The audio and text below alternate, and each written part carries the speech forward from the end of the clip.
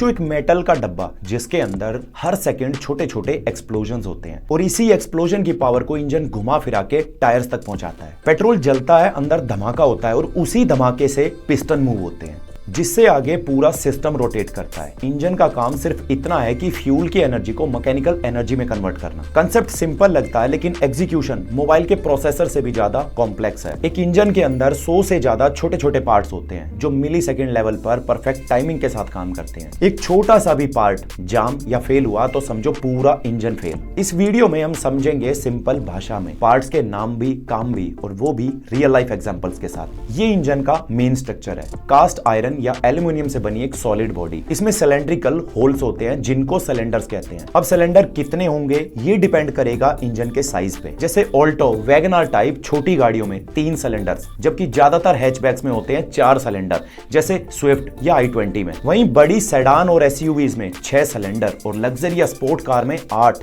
10 या 12 सिलेंडर भी हो सकते हैं। देखो, ज्यादा सिलेंडर मतलब ज्यादा पावर लेकिन ज्यादा फ्यूल कंजप्शन भी, इसीलिए छोटी गाड़ियों में 3 सिलेंडर ही सफिशिएंट है सिटी ड्राइविंग के लिए। अब ये सिलेंडर ब्लॉक बहुत स्ट्रॉन्ग होना चाहिए क्योंकि इनको अंदर एक्सट्रीम प्रेशर और टेम्परेचर फेस करना पड़ता है। इसकी वॉल्स के अंदर कूलेंट पैसेजेस भी बने होते हैं ताकि इंजन ओवरहीट ना हो। तो याद रहे, सिलेंडर ब्लॉक इंजन का फाउंडेशन है। अगर ये क्रैक हुआ तो इंजन बस एक कबाड़ रह जाएगा। अब इंजन के अंदर है पिस्टन, जो एक सिलेंड्रिकल एल्यूमिनियम पीस है जिसका काम है सिलेंडर के अंदर अप एंड डाउन मूव करना और बस एक यही मोशन गाड़ी को 100 किलोमीटर तक की स्पीड पे ले जाता है। हर पिस्टन पर 3 रिंग्स लगे होते हैं। ऊपर के 2 रिंग्स कंप्रेशन सील करते हैं ताकि गैस लीक ना हो और नीचे का रिंग ऑयल कंट्रोल रखता है ताकि सिलेंड्रिकल वॉल्स ल्यूब्रिकेटेड रहे। अगर ये रिंग्स कट जाए तो इंजन स्मोक देने लगेगा, पावर कम मिलेगी और ऑयल कंजप्शन भी बढ़ेगा और मैकेनिक बोलेगा पिस्टन रिंग्स चेंज करने पड़ेंगे, खर्चा 15,000। अब पिस्टन अप एंड डाउन हो रहे हैं स्ट्रेट लाइन में लेकिन व्हील्स को रोटेट करना है सर्कुलर मोशन में। अब इस कन्वर्जन में मदद करेगी कनेक्टिंग रॉड, एक स्ट्रॉन्ग मेटल रॉड जिसका ऊपर का एंड पिस्टन से कनेक्ट होता है और नीचे का क्रैंकशाफ्ट से। इसलिए इसे बनाया भी हाई स्ट्रेंथ स्टील के साथ जाता है। अगर कनेक्टिंग रोड बेंड हुई या क्रैक हुई तो इंजन सीज हो सकता है। अब सबसे इंपॉर्टेंट पार्ट आता है क्रैंकशाफ्ट। सोचो, साइकिल के पेडल, आप पेडल को अप एंड डाउन पुश करते हो लेकिन व्हील्स घूमते हैं सर्कुलर मोशन में। सेम कंसेप्ट यहां पे आएगा कि जब पिस्टन नीचे पुश करता है तो ये फोर्स रोटेशनल मोशन में कन्वर्ट हो जाती है। अब क्रैंकशाफ्ट के एंड पर लगा होता है फ्लाई व्हील, एक हैवी डिस्क जो मोमेंटम मेंटेन करती है स्मूथ रनिंग के लिए। अब सिलेंडर ब्लॉक को कवर करता है सिलेंडर हेड, एल्यूमिनियम एलॉय से बना टॉप कवर जो कंबशन चैम्बर को सील रखता है और इसमें कई जरूरी कंपोनेंट्स होते हैं जैसे वाल्व्स, एयर अंदर बाहर आने के लिए, कैमशाफ्ट वाल्विंग टाइम को कंट्रोल करने के लिए और स्पार्क प्लग फ्यूल इग्नाइट करने के लिए, लेकिन सिर्फ पेट्रोल इंजन्स में। सिलेंडर हेड और ब्लॉक के बीच एक रबर मेटल शीट होती है जिसे हेड गैस्केट कहते हैं और ये बहुत क्रिटिकल कंपोनेंट है। अगर ये फेल हो गया तो कूलेंट और ऑयल मिक्स हो जाएगा और कंप्रेशन लीक होने लगेगा जिसकी रिप्लेसमेंट कॉस्ट आएगी लगभग 8,000 से 30,000। हर सिलेंडर में कम से कम 2 वाल्व्स होते हैं। पहला intake valve fresh air fuel mixture को सिलेंडर में आने देता है और दूसरा एग्जॉस्ट वाल्व जिसका काम है जली हुई गैस को बाहर निकालना। बड़े परफॉर्मेंस इंजन्स में 4 वाल्व्स होते हैं, 2 इनटेक के लिए और 2 एग्जॉस्ट के लिए। इससे बेटर ब्रीदिंग मिलती है इंजन को, मतलब मोर एयर, मोर फ्यूल, मोर पावर। लेकिन यहाँ चैलेंज ये है कि ये वाल्व्स प्रिसाइजली टाइम्ड मैनर में ओपन क्लोज होने चाहिए। अगर इनटेक और एग्जॉस्ट दोनों साथ में खुल गए तो फ्रेश एयर मिक्सचर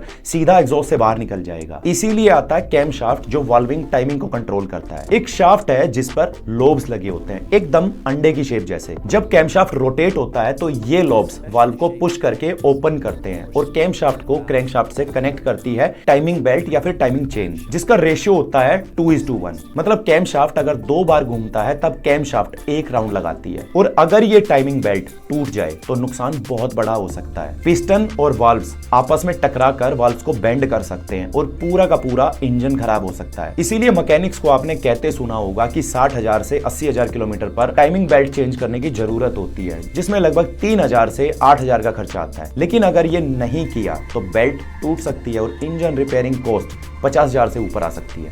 आज के मॉडर्न इंजन्स में वीवीटी टेक्नोलॉजी आती है, variable valve timing. Automatically valve timing adjust करती है इंजन लोड के अकॉर्डिंग। अब फ्यूल और एयर मिक्स हो गया, कंप्रेस भी हो गया, लेकिन जलेगा कैसे? स्पार्क प्लग से। ये एक छोटी सी डिवाइस है जो high voltage electric spark generate करती है, 20,000 से 1,00,000 वोल्ट तक का, और इसको सिग्नल देता है ECU, इंजन कंट्रोल यूनिट, जो सेंसर से डाटा कलेक्ट करके डिसाइड करता है कि एग्जैक्टली किस मूवमेंट पे स्पार्क होना चाहिए। लेकिन यहां भी एक चैलेंज है। अगर स्पार्क जल्दी हुआ तो इंजन नॉकिंग साउंड करने लगेगा, और अगर लेट हुआ तो समझो पावर लॉस। और इन स्पार्क प्लग्स की एवरेज लाइफ लगभग 30,000 से 50,000 किलोमीटर होती है, जिनकी रिप्लेसमेंट कॉस्ट 200 से 1000 हो सकती है पर प्लग। और हाँ, एक जरूरी बात, डीजल इंजन में स्पार्क प्लग नहीं होते, क्योंकि उनमें फ्यूल इग्नाइट करने के लिए कंप्रेशन ही काफी होता है। सोचो कि इंजन के अंदर मेटल के पार्ट्स एक दूसरे से बहुत तेजी से टकरा रहे हैं, हर मिनट में हजारों बार। अगर वहां ऑयल नहीं हुआ तो फ्रिक्शन बढ़ेगा, जो हीट बनाएगा, जिससे पार्ट्स घिस जाएंगे और आखिर में इंजन सीज कर देंगे। इसीलिए इंजन के अंदर लुब्रिकेशन सिस्टम बहुत जरूरी है।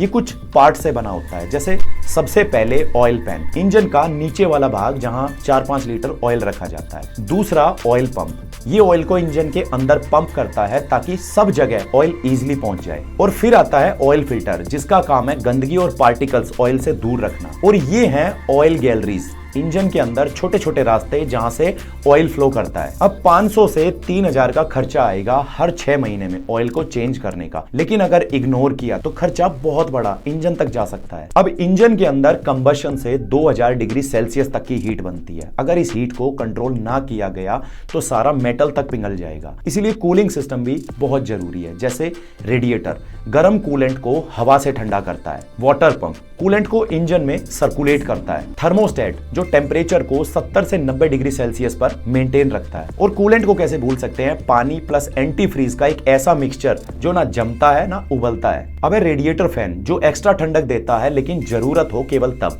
तो कूलेंट लेवल रेगुलर चेक करना, कम हो तो टॉप अप कर लेना, ये नहीं कि पानी डाल के काम चला लिया। और ये गलती मोस्टली लोग करते हैं। तो ये थे इंजन के बेसिक पार्ट्स, हर एक क्रिटिकल है, एक भी फेल हुआ तो पूरा इंजन खराब हो सकता है। चाहे सस्ती ऑल्टो हो या महंगी लंबोर्गिनी, बेसिक सेम ही रहता है। अगली वीडियो में देखेंगे कि ये सारे पार्ट्स मिलके काम कैसे करते हैं, तब पूरी पिक्चर आपके सामने क्लियर हो जाएगी।